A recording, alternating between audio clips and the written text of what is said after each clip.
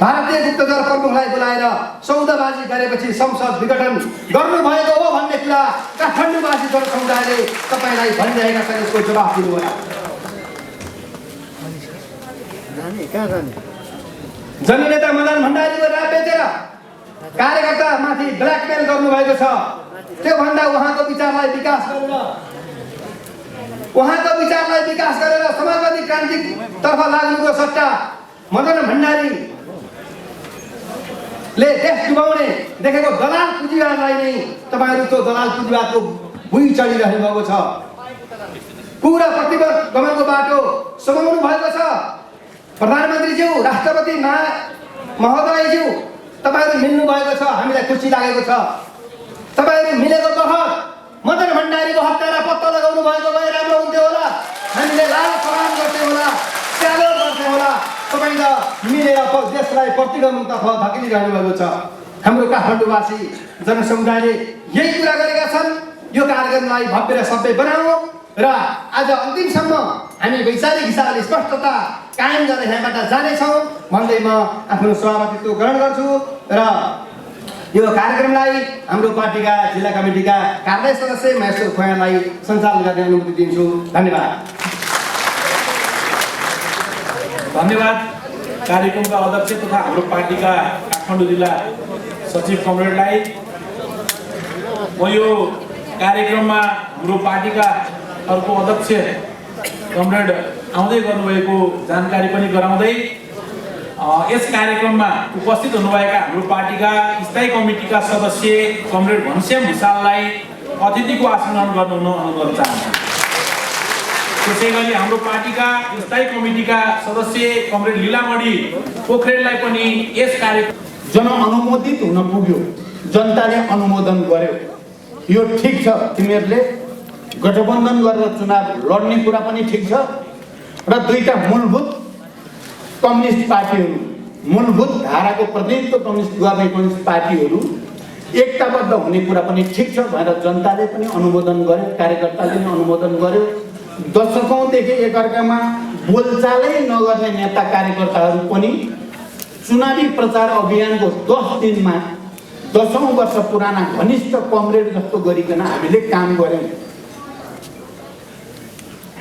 कमरेडहरू त्यति बेला हामीले पार्टी एकता गर्दा अहिले कतिपय मानिसहरूले भन्ने गर्छन् सायद पर्याप्त तयारी नभइकन गरेको एकता भएको हुनाले पो यस्तो स्थिति आएको हो कि पार्टी एकता गर्दा विचारमा, पार्टी एकता गर्दा राजनीतिक मुद्दाहरूमा, संगठनात्मक विधि पद्धतिको प्रश्नमा अलि धेरै छलफल गरेर गरेको भए यस्तो हुँदैन थियो कि पनि कतिपयले भन्ने गर्छन्। तर मैले त्यसलाई सही मान्दिनँ। हामीले ठोस वस्तुको ठोस विश्लेषण, परिस्थिति के छ देशको र कुन परिस्थितिमा कस्तो कदम चाल्दा जनताले र राष्ट्रले स्वीकार गर्छ र इतिहासमा अमर भएर जान्छ भन्ने कुरा विचार गर्नुपर्ने हुन्छ। र मेरो विचारमा त्यति बेला हामीले जे गर्यौं, हामी नेताहरूले दुवैतिरका त्यति बेला स्थायी कमिटी, केन्द्रीय कमिटीले अनुमोदन गरेर यो पार्टी एकता गर्नु ठिक छ मात्रै भनेनौं। हामीले पार्टी एकताको घोषणा गर्ने बेलामा विचारमा हामीले पर्याप्त संवेदनशीलता र पर्याप्त गम्भीरता नदेखाएको भन्ने मलाई लाग्दैन। हामीले तपाईहरुले हेर्नु भएको छ पार्टी एकता गर्दा हामीले जेमा सहमति गरेर हस्ताक्षर गरेका छौं त्यो हस्ताक्षर गर्दा हामीले विचारमा हामी सबैलाई कन्ठै पनि छ। हामीले मार्क्सवाद लेनिनवाद हाम्रो निर्देशक सिद्धान्त हुनेछ भन्ने कुरा बडो प्रष्टसँग भनिएको छ। हामीले शान्तिपूर्ण रूपमा बहुदलीय प्रतिस्पर्धा मार्फत समाजवादको आधार तयार पार्ने कुरा प्रष्टसँग भनिएको छ। तत्कालको राजनीतिक कार्यदिशा के हुने भन्ने बारेमा तत्कालको राजनीतिक कार्यदिशा समाजवाद उन्मुख जनताको जनवाद हुने भन्ने कुरा प्रष्टसँग लेखिएको छ, हस्ताक्षर गरिएको छ। र विगतको समीक्षा कसरी गर्ने भन्नेमा तत्कालीन साबिक नेकपा एमालेको जनताको बहुदलीय जनवादको उच्च मूल्याङ्कन गरिएको छ। कमरेड मदन भण्डारीको भूमिकाको पनि उच्च मूल्याङ्कन गरिएको छ।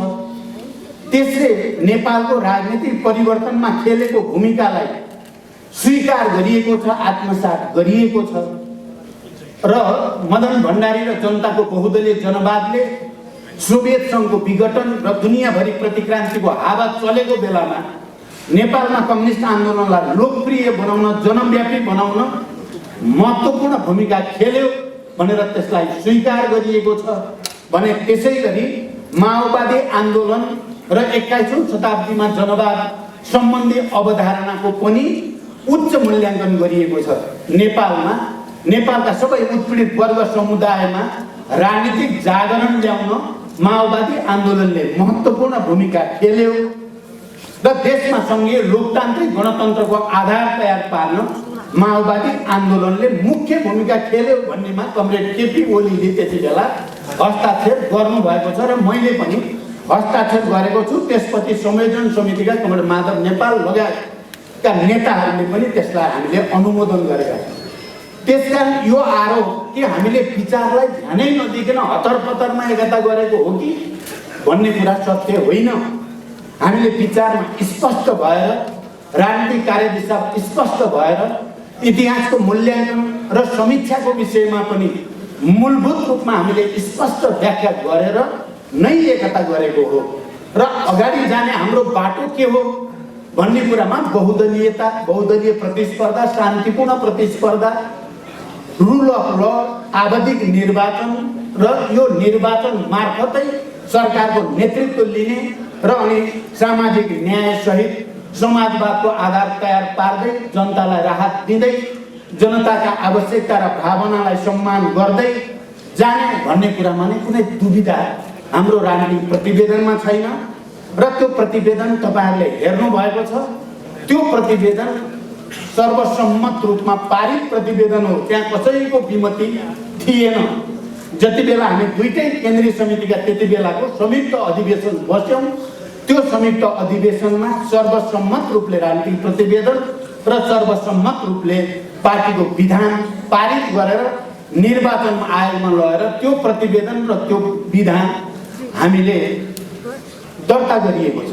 कमरेडहरू, मैले यो भूमिका किन भन्दैछु भने त्यसकारण यो हामीले पार्टी एकता गर्दा हतरपतर गरेको, विचारलाई बेवास्ता गरेको भन्ने होइन। हामीले विगतको समीक्षा पनि र आउने भविष्यको हाम्रो बाटोको बारेमा पनि प्रष्ट मार्गचित्र बनाएरै हामीले एकता गरेको हो। तर आज त्यो एकताको त्यो प्रतिवेदनमा त्यो विधान, जुन विधानले बडो प्रष्टसँग हाम्रो संगठनात्मक सिद्धान्त लेनिनवादी संगठनात्मक सिद्धान्त नै हो, जनवादी केन्द्रीयताकै संगठनात्मक सिद्धान्त हो, तर त्यो अहिले बदलिएको परिस्थिति अनुसार त्यसलाई विकसित र परिमार्जित गरेर कार्यान्वयन गर्नुपर्छ भन्ने कुरा पनि प्रष्टै भनिएको छ। अनि व्यक्ति सर्वेसर्वा कहीँ पनि हुँदैन, व्यक्ति सङ्गठनको मातहतमा हुन्छ, अल्पमत बहुमतको मातहतमा हुन्छ, कुनै पनि कमिटीको बहुमतको निर्णय नै पार्टीको निर्णय हुन्छ। बहुमतको निर्णय मान्न प्रत्येक पार्टी सदस्य कर्तव्यबद्ध छन्, उनी सबैले स्वीकार्नुपर्छ भन्ने कुरा विधानमा लेखिएकै छ। तपाईँहरूले हेर्नुभयो भने विधानको सायद धारा 60 मा हो, बहुमतको निर्णय नै पार्टीको निर्णय हुनेछ भनेर शीर्षकै छ। त्यो शीर्षकभित्र अरू कुरा राखिएको छ भने यहाँसम्म आइपुग्दा के कारणले यो समस्या भयो त? हाम्रो पार्टी केन्द्रीय कमिटीको जो पछिल्लो बैठक हामी बस्यौँ, तपाईँहरूले थाहा पाइसक्नु भएको छ। त्यो केन्द्रीय समितिको बैठकमा 2/3 भन्दा बढी 70% केन्द्रीय समितिका सदस्यहरूको उपस्थिति थियो। बहुमतको निर्णय पार्टीको निर्णय हुन्छ, 70% को निर्णय पार्टीको निर्णय हुन्छ। त्यो केन्द्रीय समितिले केही निर्णय गरेको छ। त्यो केन्द्रीय समितिले राजनीतिक प्रतिवेदन प्रति आफ्नो प्रतिबद्धता, जो एकताको बेलाको हो त्यही प्रतिबद्धतालाई दोहोऱ्याएको छ। पार्टी विधानको जो व्यवस्था हो, पद्धति विधि सम्बन्धी जो व्यवस्था हो त्यही व्यवस्थालाई अनुसरण गरेको छ।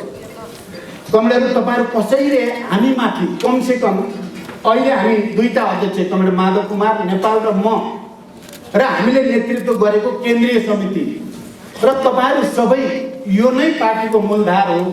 र यो नै पार्टीको सही विचार र विधिको अनुसरण गर्ने संस्था हो भनेर आइराख्नु भएको छ। तपाईँ कसैले पनि कहीँ एउटा पनि प्रश्न गर्ने ठाउँ छ त? यो पार्टी हो भन्ने कुरा, यो आधिकारिक हो भन्ने कुरा, यो एकताको बेलाका विचार र मान्यताबाट बिल्कुल विचलित नभइकन अगाडि बढ्दैछ भन्ने कुरामा तपाईँहरू कसैलाई शङ्का छ? म कसैलाई पनि शङ्का नगर्न अपिल गर्न चाहन्छु। तर यहाँ कार्यक्रमहरूमा त ठाउँ ठाउँमा प्रहसन र नौटङ्की प्रदर्शन भइरहेको तपाईँहरूले देख्नु भएको छ, भाषण सुन्नु भएको छ। कहिलेकाहीँ यो विक्षिप्त मानसिकताको उपज हो कि भने जस्तो लाग्छ। साथीहरू विक्षिप्त भएछन् कि क्या हो भने डर लाग्छ उनीहरूले बोलेको सुन्दा, उनीहरूका तर्कहरू सुन्दा। कहिलेकाहीँ साथीहरू चाहिँ त जोकरमा परिणत हुनुभएछ क्यारे, पोलिटिकल जोकर जस्तो लाग्छ। हाम्रै साथी थिए छन् अझै पनि, उनीहरूलाई देख्दा कहिलेकाहीँ बडो अनौठो लाग्छ। 441 जनाको केन्द्रीय समिति, 100 जना जुटेर 1100 जनाको केन्द्रीय समिति बनाए भन्ने यो नौटङ्की नभए के हो? यो नेपालमा प्रहसन देखाउन खोजेको नभए यो के चाहिँ हो? यो विक्षिप्त र बौखलाहटको मानसिकताको उपज नभए के हो भनेर हामीले प्रश्न किन नगर्ने? तपाईँहरूलाई थाहा छ, अस्ति पनि हामी माधवजी र म र निर्वाचन आयोगमा जिम्मा दिएका केही जिम्मेवार कमरेडहरूको टोली हामी निर्वाचन आयोगमा गयौँ। हामीले निर्वाचन आयोगको अथवा निर्वाचन सम्बन्धी दल सम्बन्धी ऐन राज्यको पनि पल्टायौँ, हाम्रो पार्टीको विधान पनि पल्टायौँ। हाम्रो पार्टीको विधानमा गणपूर्वक सङ्ख्या कमिटीको बैठक बस्न बहुमत हुनुपर्छ भन्ने कुरा प्रष्टै छ। विधान संशोधन गर्न पर्यो भने 2/3 बहुमत हुनुपर्छ भन्ने कुरा पनि हाम्रो पार्टीको विधानमा खिचेर लेखिएको छ, जहाँ केपी ओलीको पनि हस्ताक्षर छ। 2/3 बहुमतले मात्रै केन्द्रीय कमिटी लोकतन्त्रमाथि प्रहार गर्नुभयो।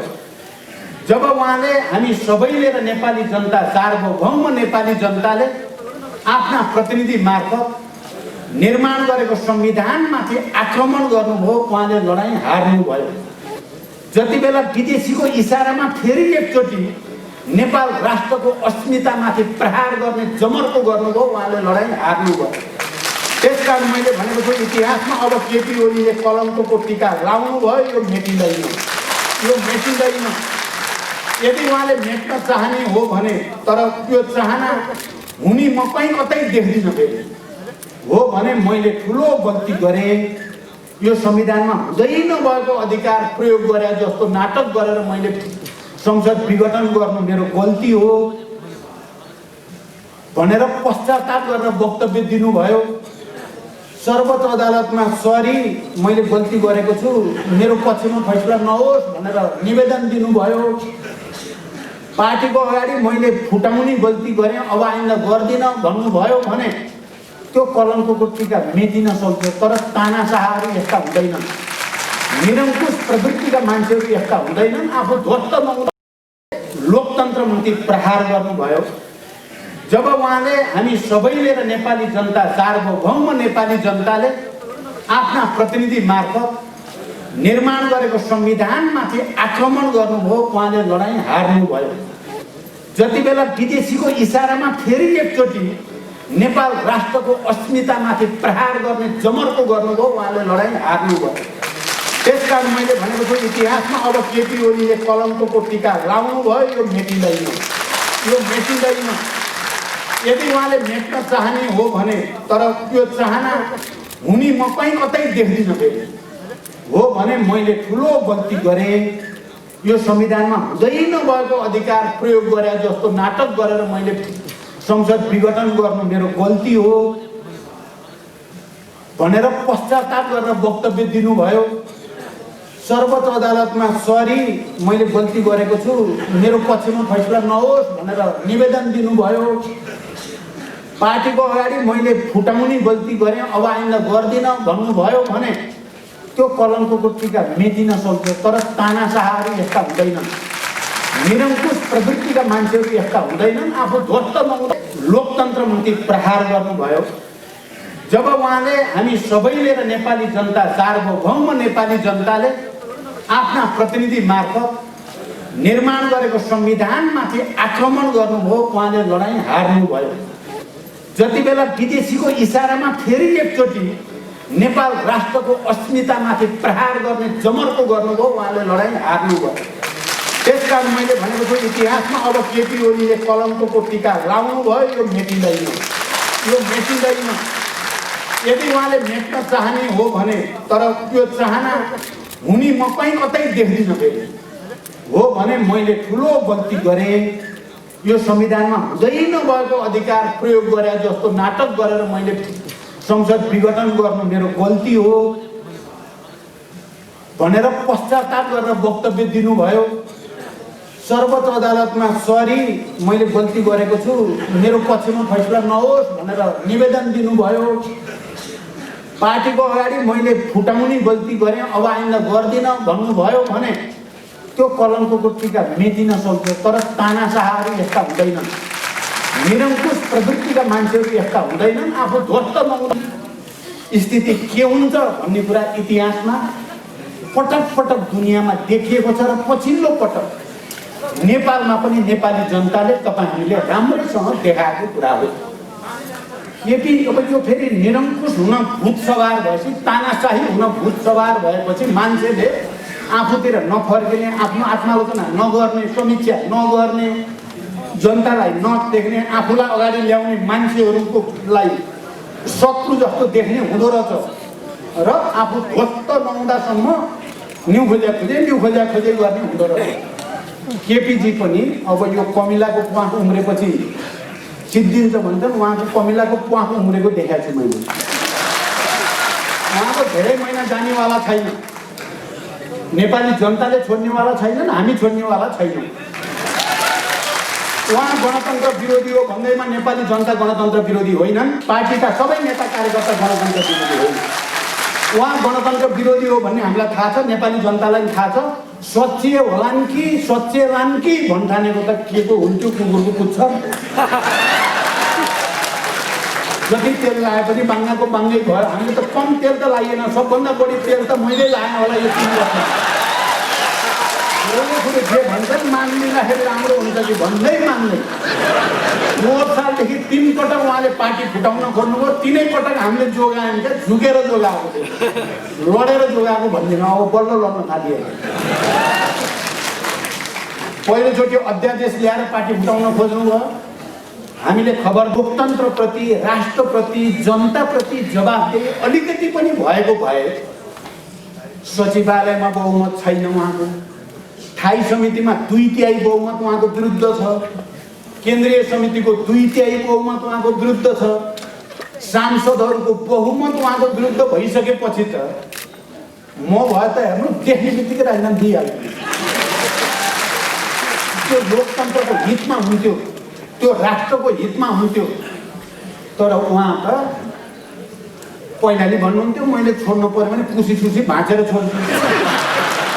हामीलाई त लागेको थियो लोकतन्त्रप्रति, राष्ट्रप्रति, जनताप्रति जवाफदेही अलिकति पनि भएको भए सचिवालयमा बहुमत छैन उहाँको, स्थायी समितिमा 2/3 बहुमत उहाँको विरुद्ध छ, केन्द्रीय समितिको 2/3 बहुमत उहाँको विरुद्ध छ, सांसदहरूको बहुमत उहाँको विरुद्ध भइसकेपछि त म भए त हेर्नु देख्ने बित्तिकै राजीनामा दिइहाल्छु। त्यो लोकतन्त्रको हितमा हुन्थ्यो, त्यो राष्ट्रको हितमा हुन्थ्यो।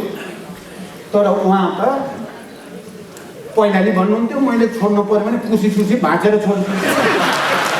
हामीलाई त लागेको थियो लोकतन्त्रप्रति, राष्ट्रप्रति, जनताप्रति जवाफदेही अलिकति पनि भएको भए सचिवालयमा बहुमत छैन उहाँको, स्थायी समितिमा 2/3 बहुमत उहाँको विरुद्ध छ, केन्द्रीय समितिको 2/3 बहुमत उहाँको विरुद्ध छ, सांसदहरूको बहुमत उहाँको विरुद्ध भइसकेपछि त म भए त हेर्नु देख्ने बित्तिकै राजीनामा दिइहाल्छु। त्यो लोकतन्त्रको हितमा हुन्थ्यो, त्यो राष्ट्रको हितमा हुन्थ्यो। तर उहाँ त पहिला नि भन्नुहुन्थ्यो मैले छोड्नु पर्यो भने खुसी भाँचेर छोड्छु। हामीलाई त लागेको थियो आफ्नो जीवन पार्टीको निम्ति समर्पित गर्दै हामीले आफ्नो जीवन आन्दोलनका लागि समर्पित गर्दै आएका हौं। धेरै योद्धाहरूले आफ्नो शहादत दिनुभएको छ, रगत बगाउनु भएको छ, पसिना बगाउनु भएको छ, अङ्गभङ्ग भएका छन्, घाइते भएका छन्। ती सबै योद्धाहरू पार्टीको निम्ति र आन्दोलनको निम्ति समर्पित भए। तर आज केपी ओलीले आन्दोलन र पार्टीको निम्ति होइन, अब केपी ओलीको निम्ति बलिदान हुने मान्छे छन्। बरु पार्टीलाई बलिदान गर्न तयार छन्, आन्दोलनलाई बलिदान गर्न तयार छन्, तर केपी को सेवा गर्न मात्रै लागिरहेका छन्। यो भन्दा ठुलो विडम्बना के हुन सक्छ? त्यसैले उपस्थित कमरेडहरू, हामी सही बाटोमा छौँ, हामी सही ठाउँमा छौँ, हामी गलत कुराका विरुद्धमा उभिएका छौँ।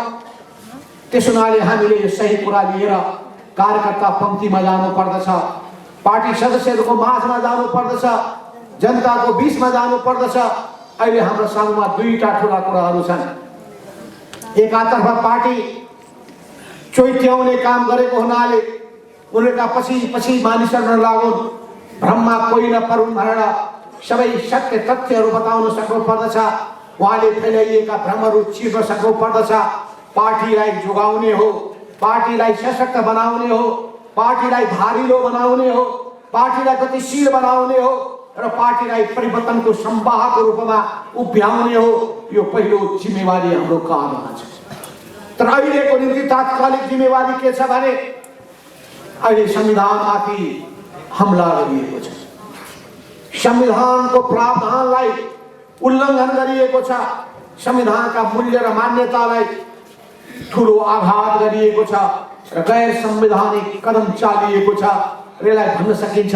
एक बैठकमा मैले कुरा उठाए पार्टीको तत्कालीन नेकपा एमालेको केन्द्रीय कमिटीमा कि तपाईले वचन दिनुभएको छ, वचनको पालना गर्नुपर्छ, यस्तो बेइमानी पनि गर्न पाउनुहुन्न भन्दाखेरि त्यही कुरा उठाउनुको कमन जेल खानाले, त्यही कुरा उठाउनुको वामदेव गौतमले।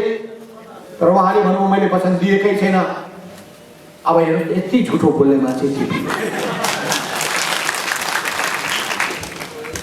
र उहाँले के गर्नुभयो? त्यो बेला भाँची दिनुभयो।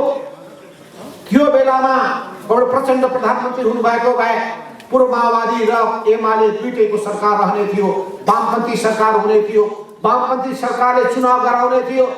लाभ त एमाले समेतको वामपन्थी पार्टीले पाउँथ्यो होला र केपी ओली बरु आफू प्रधानमन्त्रीबाट हट्नु पर्यो भने सिंगै पार्टीलाई समाप्त पार्ने दाउमा त्यही बेला पनि हुनुहुन्थ्यो भन्ने कुरालाई याद गरोस् न भन्छु। त्यसैले उहाँ ध्वंसकारी मान्छे, विध्वंसकारी मानिस हो।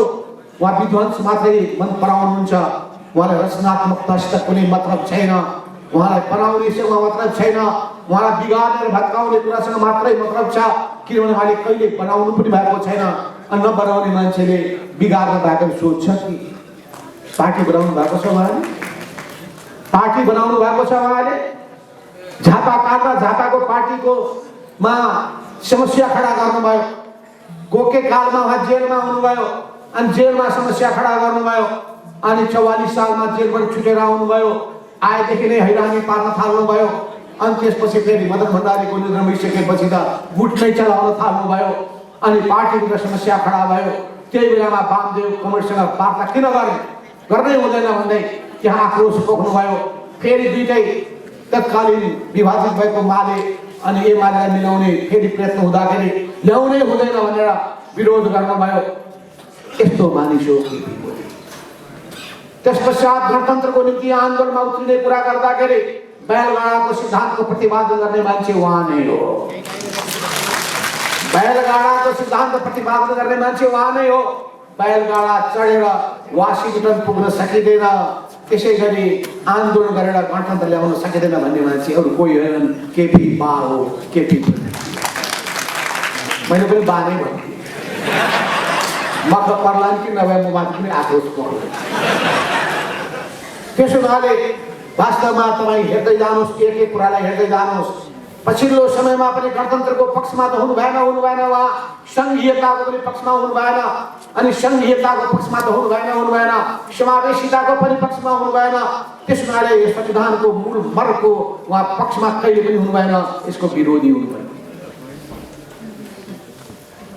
जनयुद्ध जसको सञ्चालन कमल प्रचण्डको नेतृत्वमा नेकपा माओवादी पार्टीले गर्यो, त्यसलाई शान्ति प्रक्रियामा ल्याउने कुराको सन्दर्भमा कुरा गर्न खोज्दाखेरि उहाँले के शब्दको प्रयोग गर्नुभएको छ तपाईँ सम्झिनुहोस्। पुराना सन्दर्भहरू याद छन् भने त्यतिखेर पनि उहाँले खिसी टिउरी गर्नुभयो र वार्ता गर्न मैले पठाएको थिएँ गौड वामदेव गौतमलाई र सहमति गरेर आउँदाखेरि उहाँले वामदेव गौडमाथि कारबाहीको माग गर्नुभयो।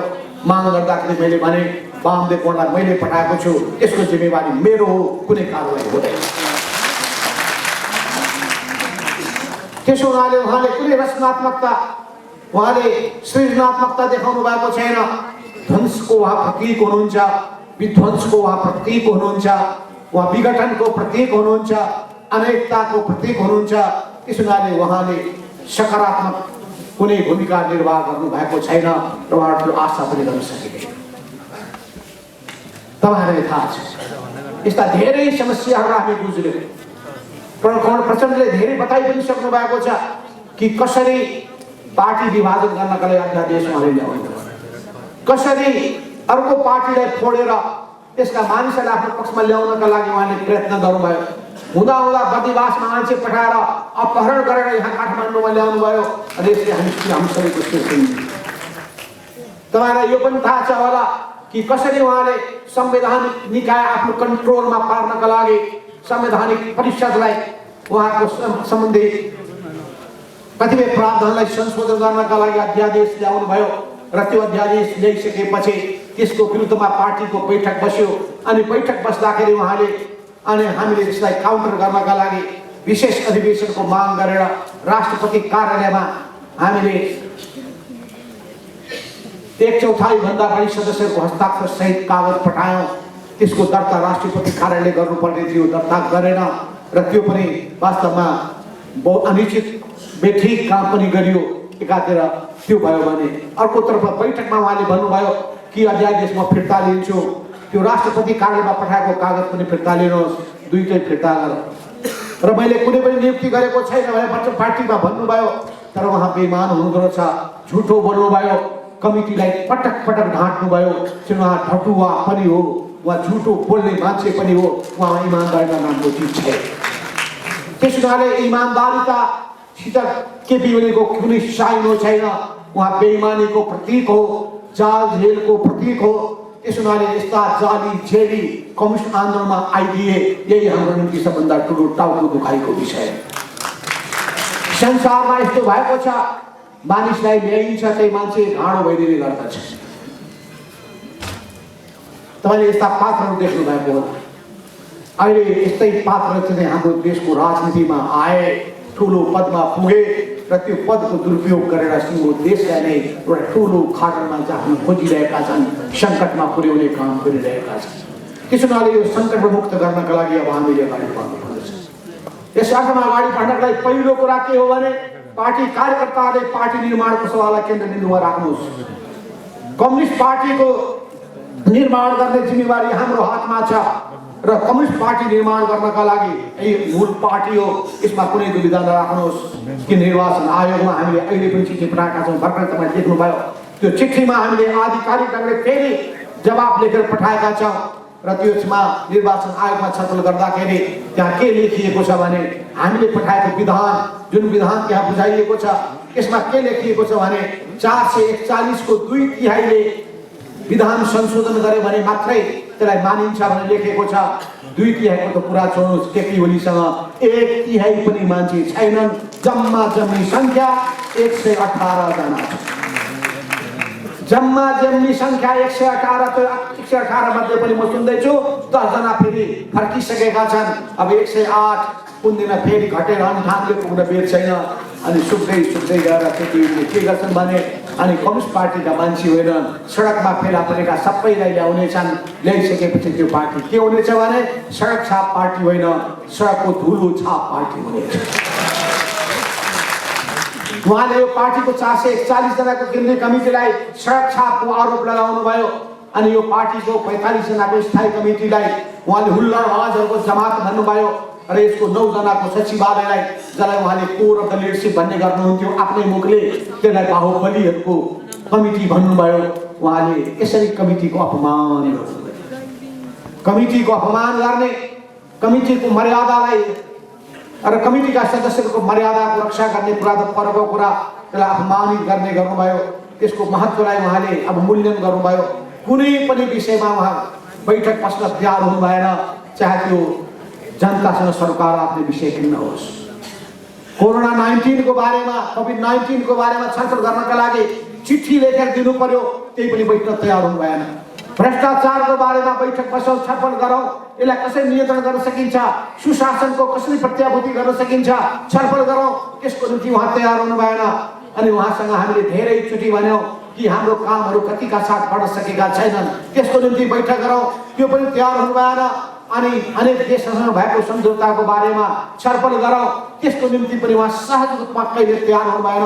उहाँलाई कमिटीको बैठकसँग एलर्जी हुने गर्दथ्यो, बैठकमा आउन चाहनुहुन्थ्यो, छलफलमा भाग लिन चाहनुहुन्थ्यो। गहन छलफल बहसमा उहाँको कुनै अभिरुचि कहिले पनि भएन, किनभने उहाँको बानी आफूले आदेश दिने, अरूले आदेश सामेल गर्नुपर्ने त्यस्तो व्यक्तिवादी बानी भएको हुनाले उहाँलाई कमिटी प्रणालीसँग कुनै मतलब भएन। त्यसो हुनाले हामीले भन्यौँ यो लडाईँ भनेको विचारको लडाईँ हो, हामीले भन्यौँ यो लडाईँ भनेको नीतिको लडाईँ हो, हामीले भन्यौँ यो लडाईँ भनेको विधिको लडाईँ हो, यो लडाईँ भनेको पार्टीमा परिपाटी स्थापित गर्ने लडाईँ हो। त्यो पार्टीमा मात्रै होइन, देशमा पनि विधिको शासन भएन, देशमा पनि सिस्टम पद्धति बसेन।